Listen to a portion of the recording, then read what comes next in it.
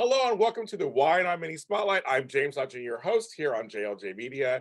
And in my 14-year career, every once in a while I get to have someone I've admired be on one of my shows. So this is a full circle moment for me. I have watched him since he was Dr. Cliff Warner on All My Children. And of course, the last several decades, he's been playing Jack Abbott. I mean, this character has gone through so much and won Emmys along the way. So I'm so happy to have him on the show. And he's going through a storyline right now that I think is very sensitive and timely. And I want to talk to him about that also. It is my honor to have Peter Bergman. Hello, Peter. Hi, James. How are you? I'm fine. I seriously, I'm trying not to fan boy too much. I'm trying to do my job. I am genuinely flattered. Those are all magical memories in my life, going back to all my children days and my 3+ decades here. I'm the luckiest actor you'll ever talk to. Well, we were talking about that before the show, because you're saying how you are a working actor. I mean, this is a vagabond business. That's how I make my living. It's literal. I don't have to wait tables. I don't have to fix things. I don't have to look after somebody else's children. I get to do what I do for a living. I don't go to an office. I go to a studio and am treated very, very well. And I get to do what I love to do best. And somebody pays me to do that. Yes. Pretty cool. Pretty cool. Yeah, no, it is pretty cool. I've interviewed most of your co-stars, from Michelle Stafford to Nellie Thomas Scott, and everybody, and they all say how wonderful and generous a type of actor you are. So isn't that kind of the legacy you want? I mean, yes, your work, of course, but it's also that when you were acting, when you're actually doing the job, you're somebody that other actors liked having around. Is that part of it? Well, I mean, that is a wonderful, wonderful thing to have in my life. And yes, I try to be generous, and it seems only natural that I would offer generosity when so much has been given to me. So that seems normal. But one of my favorite moments that I've had a few times over the years, I will be in an airport and somebody will come up and say, "You're not going to remember me. I was on Young and the Restless for 2 days, and you were so nice to me and made me feel welcome and a part of that day's show. And I just want to say thank you." It makes my month. Yeah, that makes me feel great for an entire month. Well, soaps are this tight, fast pace, as you know, since you started, got even faster. Yes, yes. So is it more like a team sport anyway? You have to be a team player, right? To make everybody feel good and look good, so it works, right? Yeah. So my thinking is, if you and I are in a scene together, I try to make you look good. You try to make me look good. We're going to come out okay here. If I just look out for me, if I don't realize that you have things to accomplish in this scene, we're not getting the most out of the scene. So if it sounds incredibly generous, it is magnanimous and also very self-serving. Yes. At the same time, because you want to look good too. Obviously, you want the best. But if you empower someone else to be the best in that scene, exactly. If Michelle Stafford completely trusts me, she is going to give me her best stuff. Yeah. If she has reservations about judgment or weirdness or anything, so I give Michelle Stafford all the love in the world, and it hopefully brings out the very best in her. But that's kind of my plan. Yeah, no, it does. You guys are good together. So I want to actually mention, there are two series of scenes you did recently that to me literally touched me, and I know it touched a lot of also fans. And maybe because I'm older myself, I felt it in the gut. Because you don't see this kind of storyline on daytime. It's so interesting. They gave it to you, where you talk about being lonely. Yeah. And you and Tracy, with the wonderful, talented Beth Maitland. And then also the history's there too. You've both been on the show off and on for years, and that's there too. But you talk about being, the house is empty, and I felt that. So I want to say thank you for those scenes. It was like, so playing those things. I know your life. You have a beautiful wife and you have a good family outside the show. But how did you tap into that loneliness? Well, like you, I think it's an important story to tell. So I am lucky. I've been married for 36 years. I have 2 kids. I have all this richness in my life. So to imagine my life without any of that, all the success I've had, Yeah. all the things I have around me, but not that, is easy for me to get emotionally involved in. Yes. Yeah, it honestly is. And I saw those scenes, in particular, the scenes with Michelle Stafford, Yes. where Jack confesses with a Oh, maybe that was my one next one. That was my next one. Oh, glass of wine too many, his feelings for her. But in the middle of that is talk of all the life that used to be in this house. yes. And I don't want to get used to the quiet. I don't want to get used to the stillness of it all. I loved saying those words, and then I've got Michelle Stafford looking at me Right. while I'm doing that. But it was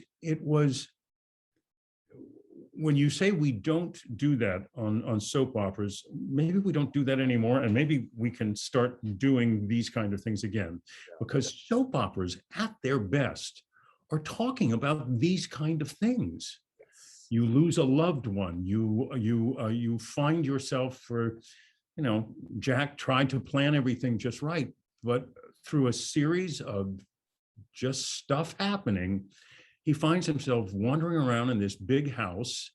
And yeah, I think it's a deeply personal journey that's well worth sharing with an audience.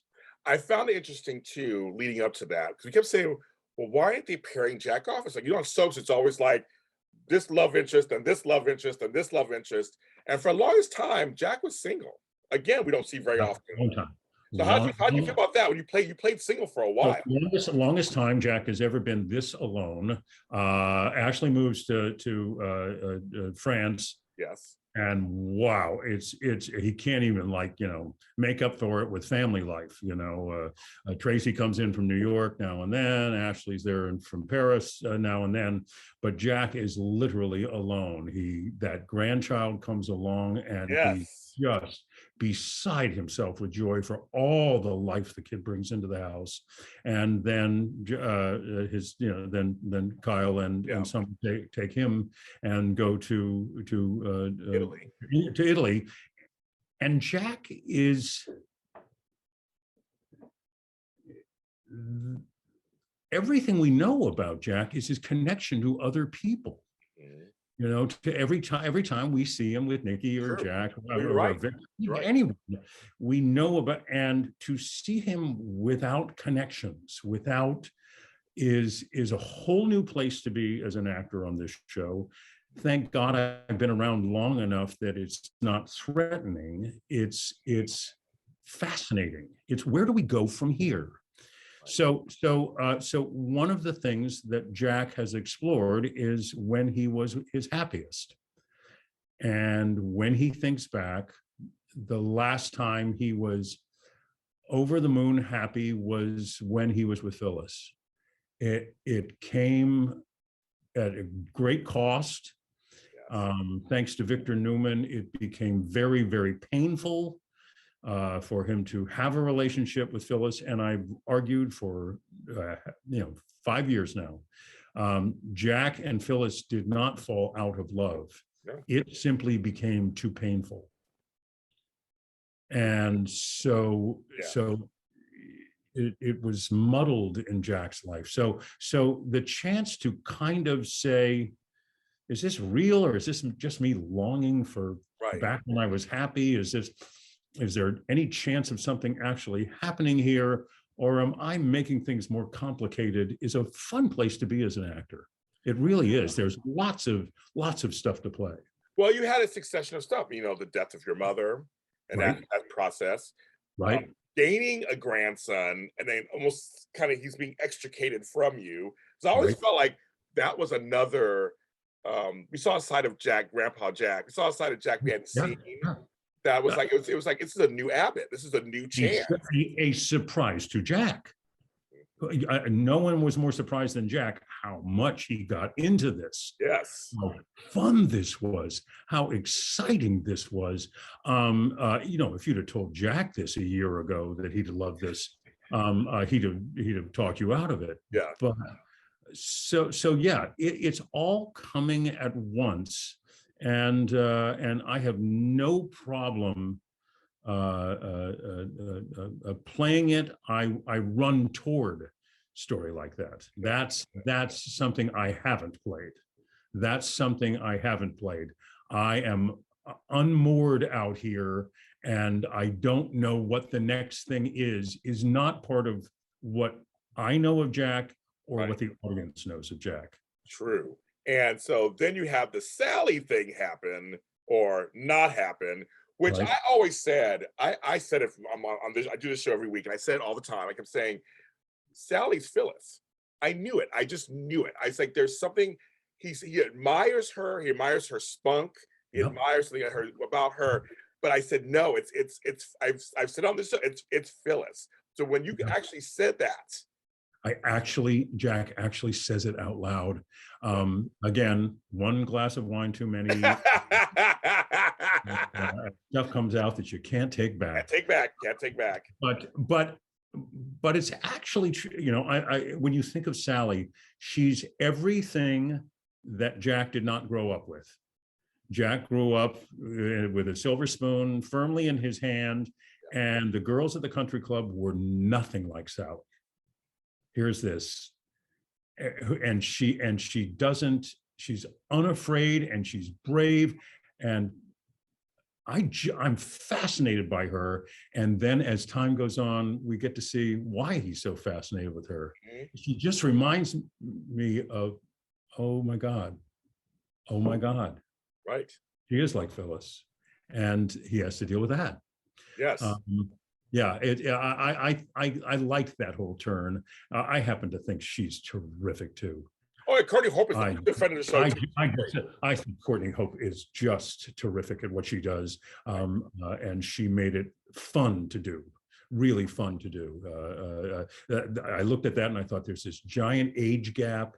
And so it's perhaps easier for the in a May-December romance for December to play. May has to play up to. She was fantastic. She is fantastic. I really like her work, and she opened the door for where we are now. She in Jack, yeah. Now here's the thing. So, and yeah, Michelle's my friend. I love Michelle Stafford, the bomb, great actress and everything. Then you got Joshua Morrow, excellent actor. You've known most of his adult life, basically. Wonderful, very popular, terrific. So how is it? So now it's this weird. You had a line that I think all of his audience went, ooh, when he said, "How do you feel about Phyllis?" He said, "I'm crazy about her." You said, "No, that's not the same as saying you're in love with her." You said it. Jack said it. And it's like, there's a subtle difference when he said, like, "Oh, a subtle difference." There is a difference. Oh, and then when you said it, but then there's this whole Nick seems to get where you're coming from. Oh, it's like, I like this. This is not very smooth. No, it's not smooth. It's clumsy. It's very clumsy. And again, what we've had written for us is no one thing broke up Phyllis and Nick. I mean, his family's always gotten in the way. His family's always a problem for her, but she's realizing there's no next step in this. There's just keep this going. There's no, okay, it goes from this and then it moves on to that and then it moves on to something else, the way normal relationships do. No, what they've set up, just, we're just going to hang. We're going to hang with each other. We like each other. We make each other laugh. We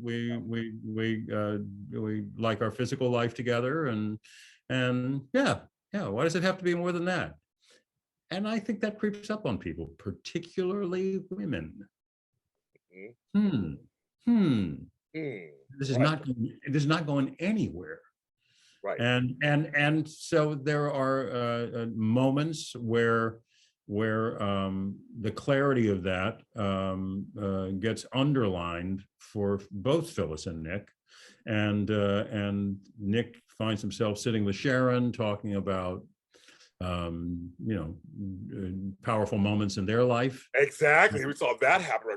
Like, yeah. And so I frankly I am literally across the hall from the head writer right now. I have no idea where we're going with any of this. Yeah, no idea at all. That's exciting. But I have really enjoyed playing. I'll tell you this: those scenes where Jack sits and shares what's in his heart with Phyllis, with one glass of wine too many. That's as many compliments as I've ever gotten from my fellow actors for a scene. Because, because they're a great cast and they say nice things. Right. But what they saw is what we do in soap operas. We go to the Emmys and Emmys have been very kind to me. They happen to you, yes. And somebody's lifting the car while they pull their child out from under it. The world is ending. They just got punched, and they're yes. And this is why soap opera actors love doing this. Tons of history, a quiet, unexpected moment, and a connection that surprises both people. It's all subtle. No one's wailing, crying. No one's yelling. It's quiet uncertainty, yes, and new ideas popping up unexpectedly. That's as good as soap operas get. I know we celebrate the other things on these Emmy reels, but what soap operas do best, what soap opera actors at their best get to do, are scenes like this. And they saw it and they thought, oh God, they just loved it. And I mean it seriously. I heard from more actors on this show for that set of scenes than I've been here for 32 years. I'm telling you, that's why I want to talk. I felt it. I mean, we felt it as an audience. That's why I was like, these scenes are amazing. And I think because you are a seasoned actor and there's so much history, and Michelle met you pound for pound. Oh, pound for pound. Pound for pound. She was a master class in reaction. Yes. I don't know what to say. That kind of I didn't know we were going in this. It was a master class. It was really good. It was really good. The other relationship, one of the other relationships you have on this show that people know you the most about is your character and Victor Newman, of course. Yeah. Now, I want to say something that the last few years, you had some real great quiet scenes again with him, where you guys are actually coming together in a sense. Mm-hmm. So I want to figure out what your take on it. How do you feel about those where it's like, because you guys have been fighting the character's been fighting for so long, all blah blah, but I feel like there's this quiet respect now happening between you guys. Am I seeing that? I'm split on that. There's part of me that thinks this is the oldest enmity in the history of television that I know of. Yeah, me too. I know. There any show anywhere where two characters have been mortal enemies for this long. Yes. So I don't want to lose that. I don't want to lose that. They are in fact oil and water. Yes. Old money and new money. Yes. Worlds apart. Patriarchal, more sensitive. Just warring energies. And I always want to keep that alive. But I think you're right. As these characters get older, they're aware, and I'll say it carefully, that the things that they see in each other that they don't like are things they perhaps don't like in themselves. Does that make sense? Yeah. It does. Yeah. That I think they're older and wise enough now to see some of that, and they respect it. And I like playing that. But I always want, at the center of this is somebody who has done more damage to me and my family and my company than anyone should ever suffer. And that's always underneath there. But yeah, there should be moments along the way, and we've had a few of them where Victor and Jack realize, you know what, we're both holding all this together. I can tell you though, one of my favorite scenes, of course, is the chair out the window. Have a seat on me. That's one of the best. I mean, seriously, it's funny. It was unexpected. I watched it live. It was unexpected. Like, because you're like, oh, you want to sit in this chair? And when I remember when they told me we were going to do that. I had a vision of what I thought it was going to look like, and we had a director here named Mike Denny, no longer here, very talented man, and they'd set the whole breakable glass up for me to throw the chair through the window. And we got everything set up and the lighting was just right and everything. And I grabbed Mike and I say, we're way up in the building. Wouldn't it be crazy windy up here? He said, oh God, you're right. And so they brought out like 3 fans. And Eric was completely windswept. Jack's hair is all over each other. And it added so much to the scene. I was so happy about that. What made you think of that? I mean, I don't know. It just at the moment. But wouldn't it have been strange if these 2 guys are standing there after the glass is broken? Right. No, the world just changed. It's like the earth just shook, you know. And it made it all the more dramatic. And I was so grateful that you know we had this collaborative relationship, and Eric was terrific in it too. Yeah. Now, what do you think as you look at the relationship of Jack and Nikki? Who is Nikki to Jack? In the grand scheme of things. I mean, I know I watched the storylines unfold and all that, but like you look back on it now, who is Nikki to Jack? So you and I have done this journey together. You were around when I showed up on the show 32 years ago, and Jack was a cad and a scoundrel, and he didn't much care about other people's feelings. He was, he just didn't care. He was out for himself, and that was that. He was going to get Nikki to fall in love with him, and then he was going to go to Victor and say, "You want Nikki back? Give me Chabot back." That was the deal. That's when I very first came on the show. That's the story I'm steeped in. You'll remember that before Jack gets Chabot back, he falls in love with her. Of course. Oh. It's Nikki. Hello, it's Nikki. She's beautiful. She's everything. And in that love story with Nikki, Jack changed immutably. Jack learned empathy. Jack learned tenderness. Jack learned things we didn't think Jack was capable of. Somebody that has that kind of an impact on one's life is always someone who changes a room when Jack's sitting there and Nikki walks in. Literally changes the room. That's somebody who changed Jack immutably, and she will always be that presence in Jack's life. Jack will drop anything to go help Nikki. It doesn't matter what woman he is with, he will run to help Nikki. That makes sense. That totally makes sense. That makes sense, because she did change her life, and then she went through all that alcoholism, and you were part of that. Oh yeah. And you know, for the first time in Jack's life, he loves her. He's going to help her. She's an alcoholic. And he could not do it. He was an enabler. He did not help her in any way, and that made it even worse. So he had to learn those lessons, and lessons that Jack wouldn't ordinarily learn. So yeah, that's who Nikki is in Jack's life. She is the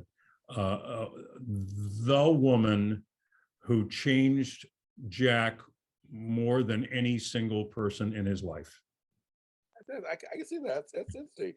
Okay, I have to ask you a couple of AMC questions. I got you. I've been waiting all these years to ask you, so I want to ask you.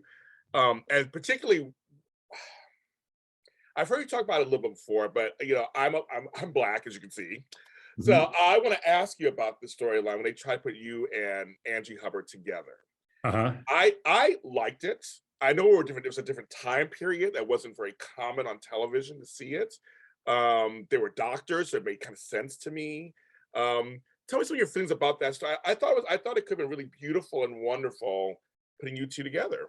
I thought so too, and I really really admire her work, and so I was very excited about it. And they came to us. This will tell you the time. I can't believe I lived in this time that they pulled us into a room to say, "How do you guys feel about this? I mean, this is really chancy. Really, if now it's Yeah, nothing, it's nothing, nothing. nothing." But at the time, they really wanted to make sure the actors were going to be okay with this. And Debbie spoke up first, and she said, as long as we're not making the story about black and white, if it's going to be only that, I'd rather not do it.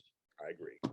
If we can be another couple on this show that deals with all the problems that married couples deal with and occasionally have to answer for somebody else's prejudices, we'd love to play that. And I was completely so. Imagine my surprise when they grabbed the first opportunity to run for the hills. They definitely got some negative mail, Sure. but in fairness to them, there's two possibilities. One is America was not ready for an interracial couple on All My Children. I agree. The other possibility is that the audience saw Cliff with Nina. Yes. The audience saw Angie with Jesse. And they could not get over it. They could not see, if I was a black guy, and I'm predominantly white, as you can see. Yes. Yes. But you're right. No, you're right about that, though. You're right. You guys. Had I been a black guy, they might have had the same issue in the audience not accepting the two of them. But it was so hard to be a team player at the time when the press was asking, why are they running away from this? To give them a company answer was difficult to do. They lost. They had all the bravery they had at the beginning. They lost as soon as they got any negative mail. As soon as they got any negative mail, they said, no, we're out of here. We're out of here. Now, were you shocked when, because you were long gone from the show, but were you shocked when it went off the air? It actually went off the air. I was shocked. I will tell you, I was here at Young and the Restless when the decision came out that both One Life to Live and All My Children were going to go off the air. And it was a gut punch for me. It was, wow. Yeah, that was a powerful moment for me. Because I have personal history and blood in those walls, but also because that's a foundational part of daytime television pulled away. And it still makes no sense to me at all. I agree. I mean, the company of actors. I mean, I think we're all with you on that one. But it's just when you look back now on your career, like you say, you've been a working actor. Of course, the famous "I play a doctor on TV." That's you also. That's him, folks. It's him also. Anybody of a certain age understands where that came from. If people still say it today, I'm not a doctor in real life, but I love that also. Yes, I am not a doctor, but I play one on TV. Put my kids through college. Hey, there we go. Literally 1 day of work. 1 day of work. Oh my goodness. Crazy. You couldn't do that now with a commercial anymore. No, you can't. Not now. You can do that. Yeah.